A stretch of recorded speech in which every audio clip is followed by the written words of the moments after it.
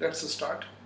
Two unequal mass are connected on two sides of a light string passing over a light and smooth pulley as shown in figure. The system is released from rest. The longer mass stopped 1 second after the system is set to the motion. System set to the into motion. The time elapses before the string tight again. तो पहले इसका concept समझ लेते हैं. Actually में ये acceleration इसका downward होगा और इसका अपवर्ड होगा. ये हमें पता है और इसको कैसे निकालना है अब तो हमें डायरेक्ट फॉर्मूला भी आता है. ठीक है, तो वो कोई झंझट है नहीं. मेन चीज है लॉन्गर मास को stopped 1 second after the system is set into motion. तो किस मास को रोक लिया इसने? लार्जर मास को रोक लिया. ठीक है, तो time elapsed before the string tight again, उसमें कंसेप्ट लगाना है. तो इसको थोड़ा बड़ा कर लेते हैं.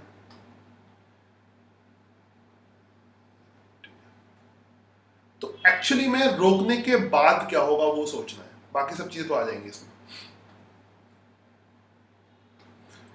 तो अगर तुमने इसको रोक लिया, क्योंकि एक्सेलरेशन दोनों के सेम तब तक रहेंगे जब तक ये स्ट्रिंग टाइट रहेगी, है ना. स्ट्रिंग टाइट होने की वजह से ये कनेक्टेड है. जैसे ही हमने इसको रोक लिया, ऐसे रोक लिया, कैसे भी हाथ लगा के रोक लिया, just make a hand something, ये हमने इसको स्टॉप कर लिया. स्टॉप कर लिया तब क्या होगा? ये स्ट्रिंग ढीली पड़ जाएगी.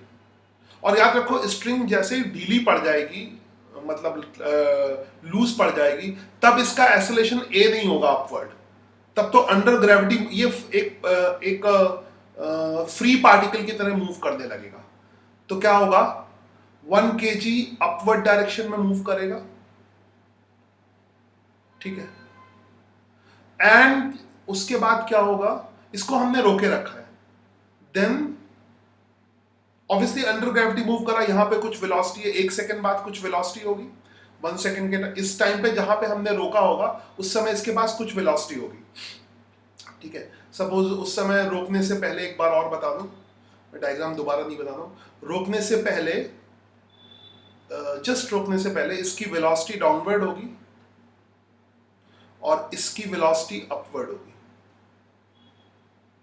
That is something v velocity होगी. ठीक है, और जैसे ही हमने रोक लिया इसको, ये तो रुक जाएगा. ये हमने हाथ लगा के रोक लिया इसको, जो भी कहीं से भी हाथ लगाओ ना, ये जो 1 kg का पार्टिकल है ये फ्री हो जाएगा, है ना. ये फिर स्ट्रिंग लाइट नहीं रह जाएगी, स्ट्रिंग लूज पड़ जाएगी. तो ये ऊपर की तरफ जाएगा. अब ये अंडर ग्रेविटी मूव करेगा. इसकी कुछ वेलोसिटी है, g डाउनवर्ड डायरेक्शन में एक्सेलरेशन है, क्योंकि अब एक्सेलरेशन a तो होगा नहीं, g डाउनवर्ड, फ्री पार्टिकल हो गया ना, तो g डाउनवर्ड होगा. तो ये अपवर्ड डायरेक्शन में मूव करेगा. Then it will come back.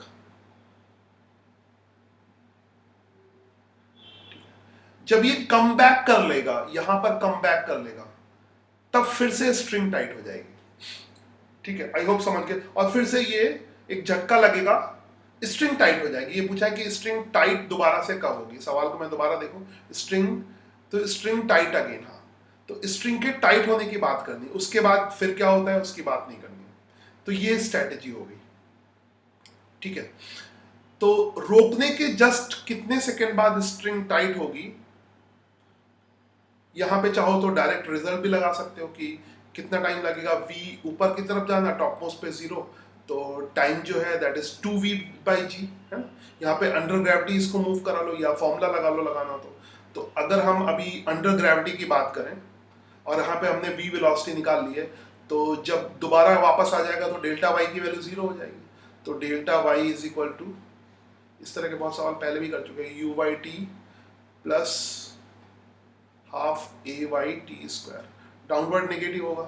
Delta y 0, हमें देखना है कि पूरा यहां से यहां तक कितना टाइम लगेगा ऊपर जाने में. यहाँ पे स्ट्रिंग जहां से लूज हुई और फिर पार्टिकल ये 1 kg ऊपर जाएगा और फिर वापस आएगा, क्योंकि अंडर ग्रेविटी मूव करेगा ना. तो इनिशियल वेलोसिटी v के बराबर है, v की वैल्यू नहीं पता अभी, और टाइम t लग रहा है. एक्सेलरेशन नीचे की तरफ होगा, हाफ g. T square.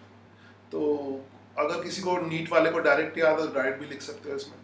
इसको सॉल्व करोगे T is equal to 2v/g आएगा। ये हम कई बार कर चुके हैं प्रोजेक्टाइल में। अब हमें v की वैल्यू निकालनी है। v कौन सी वेलोसिटी है? v जिस समय हाथ लगाया वो वाली वेलोसिटी है, ठीक है। वो किस समय हाथ लगाया उसके लिए, क्योंकि जब हाथ लगाया था तुमने तब एक्सेलरेशन नीचे की तरफ था,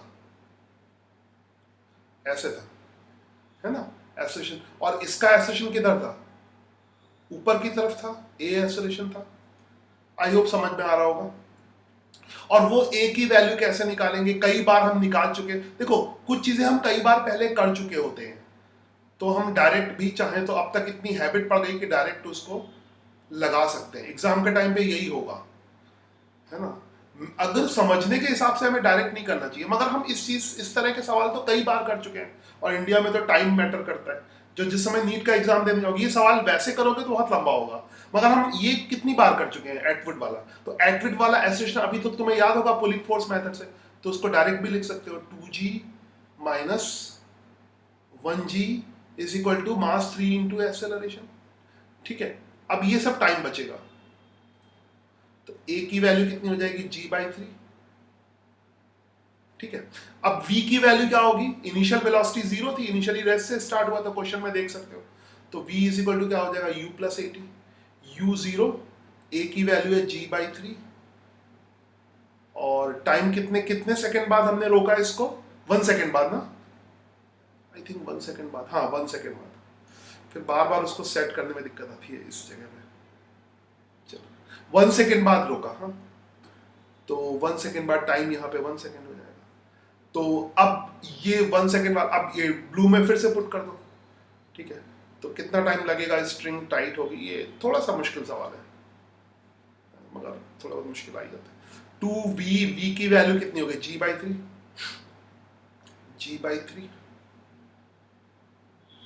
v की वैल्यू g/3 हो गई, और डिवाइडेड बाय g पहले से था, तो यहां से g कैंसिल हो जाएगा, ठीक है। आंसर t की वैल्यू कितनी आएगी? 2/3 second. I hope you got this.